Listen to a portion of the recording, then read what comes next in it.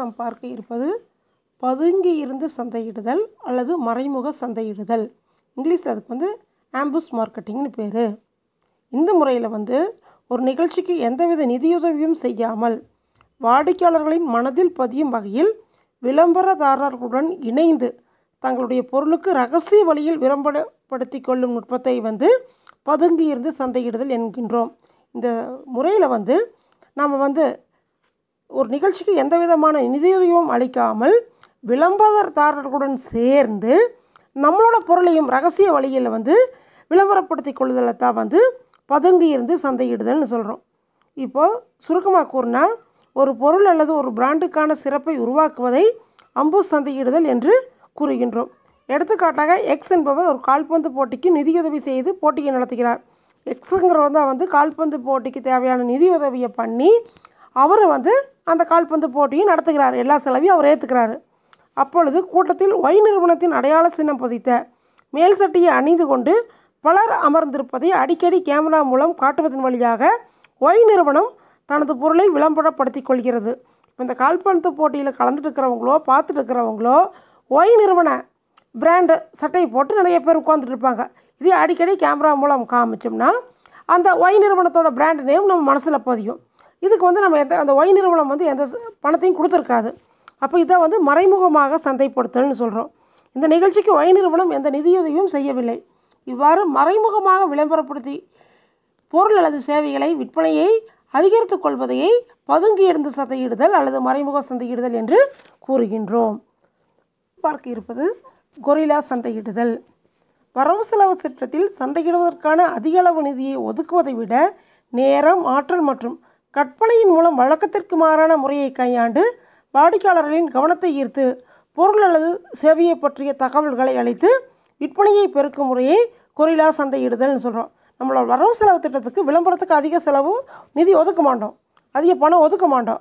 ஆனால் நேரம், ஆற்றல் மற்றும் நம்மளோட கற்பனையின் மூலம் வாடிக்கையாளரோட மனதில் நம்ம பொருளோட ஞாபகம் இருக்கிற மாதிரி கவனத்தை ஈர்த்து பொருளை அல்லது சேவையை பற்றிய தகவல்களை அளித்து விற்பனையை பெருக்குவதை கொரில்லா மார்க்கெட்டிங்னு சொல்கிறோம். இப்போ பீச்சு, எக்ஸிபிஷன் போன்ற முக்கியமான திருமண நிகழ்ச்சிகள், நிறையா ஆட்கள் கூடுற இடங்களில் ஒரு குறிப்பிட்ட விதமான இப்போ ஒரு பெரிய இந்த ஒரு அவரோட கோமாளி மாதிரி வேஷம் போட்டு அந்த ட்ரெஸ்ஸை போட்டுட்டு அல்லது பெரிய பலூனை கட்டி பறக்குட்டுட்டு பொருட்களோட பிராண்டை பற்றி விளம்பரப்படுத்தலை தான் நம்ம கொரில்லா சந்தையிடுதல்னு சொல்கிறோம்.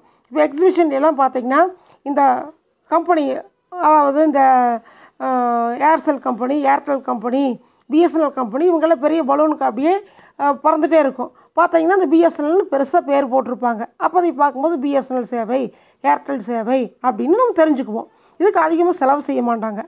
அது இல்லாமல் பொருட்காட்சியில் பார்த்திங்கன்னா ஒரு குறிப்பிட்ட பிராண்ட் நேமை போட்டுட்டு ஒரு பெரிய தாத்தா மாதிரி வேஷம் போட்டு அல்லது கிறிஸ்மஸ் தாத்தா அல்லது வேறு மாதிரி கோமாளி மாதிரி வேஷம் போட்டுட்டு ஒரு பொருளை பற்றி டீட்டெயில்ஸை கொடுத்துட்டு இருப்பாங்க. இதுக்கு நிறைய செலவு செய்ய வேண்டிய அவசியம் இல்லை. இதை கொரில்லா சந்தையிடுதல்னு சொல்கிறோம். இருப்பது பல்நோக்கு அளவு மட்டம் சந்தையிடுதல், அதுவும் மல்டி லெவல் மார்க்கெட்டிங். பல்நோக்கு அளவு மட்ட சந்தையிடுதல். இந்த சந்தையிடுதல் முறையில் இது ஒரு நேரடி சந்தையிடுதல் முறை. ஒரு மொத்த வியாபாரி அல்லது விநியோகஸ்தரை நிறுவனம் முதலில் நிர்ணயம் செய்யும். ஒரு மொத்த வியாபாரியோ அல்லது ஒரு டிஸ்ட்ரிபியூட்டிவ், விநியோகஸ்தர்னா டிஸ்ட்ரிபியூட்டரையோ நிர்ணயம் பண்ணும். அவங்க அவங்களுக்கு கீழே நிறைய வியாபாரிகளை அப்பாயிண்ட் பண்ணிக்குவாங்க. அப்போ அவங்க செய்கிற கமிஷன் சேல்ஸுக்கு இவங்களுக்கு கமிஷன் கிடைச்சிட்டே இருக்கும். இப்போ ஏ அப்படிங்கிறவர் பி, சி ஆகியோரை விற்பனை பிரதிநிதியாக எடுத்திருப்பார். பி, சியும் அவங்க நிறைய பேர்த்த இஎஃப்ஜிஹெச் அப்படிங்கிறவங்கள வச்சுருப்பாங்க. இவர் XYZங்கிறவங்களெல்லாம் வச்சுருப்பாங்க. இப்படி அப்படியே விற்பனை ஒவ்வொருத்தர் மூலமாக விற்பனை பெருக்கிட்டே போயிட்டுருக்கிறது. இப்போ எல்லோரும் செய்கிற விற்பனைக்கு அந்த முதல்ல இருக்கிற ஏவுக்கு கமிஷன் வந்துடும். இதை மல்டி லெவல் மார்க்கெட்டிங்னு சொல்கிறோம்.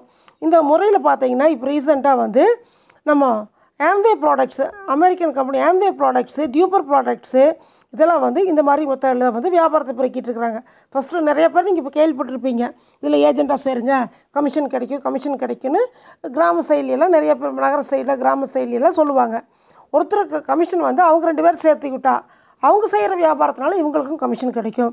இதை வந்து பல்நோக்கு அளவு அல்லது மல்டி லெவல் சந்தையிடுதல்னு சொல்கிறோம். இருப்பது பரிந்துரை சந்தையிடுதல்.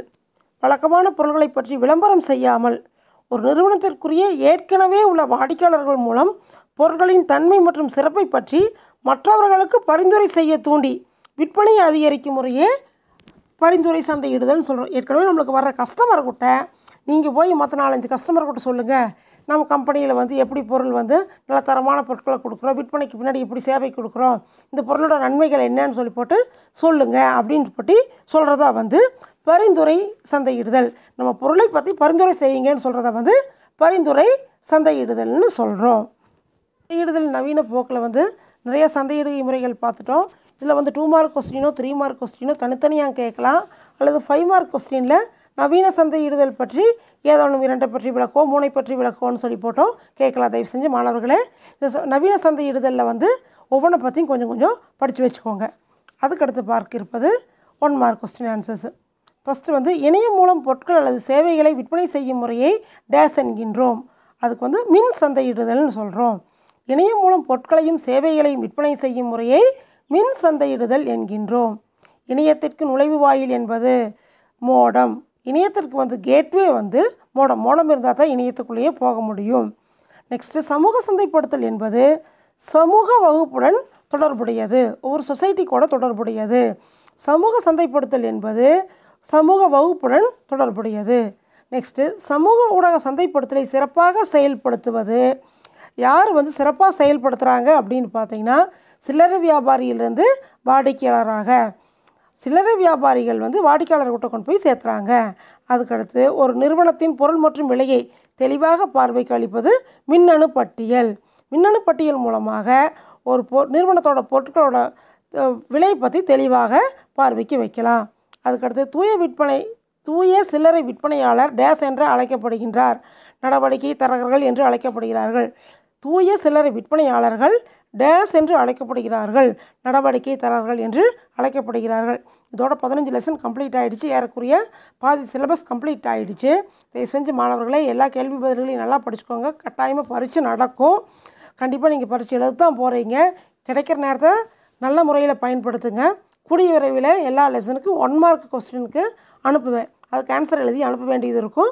அது இல்லாமல் 2 மார்க் 3 மார்க் 5 மார்க் கொஸ்டின்ஸையும் கூடிய விரைவில் நான் அனுப்ப மாணவர்களே படித்து தயாராக இருங்க. தேங்க்யூ.